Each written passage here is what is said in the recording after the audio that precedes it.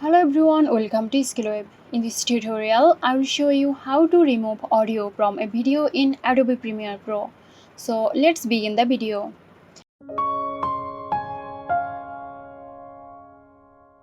At first, you have to select the audio clip you want to delete. So here I can't delete the audio simply by selecting the audio clip on the timeline, because if I hit the delete key, it will also delete the video clip. To avoid this, right click on your mouse and from this menu, select Unlink. Now you can only select your video or audio. Select the audio clip and simply hit delete on your keyboard. So that's it. Hope this video helped you out.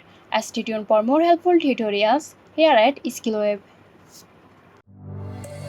This video is sponsored by Xirosoft. Xirosoft offers graphic design, UI UX design, digital marketing and web development. Elevate your brand with Xirosoft today. For more details, check the description box.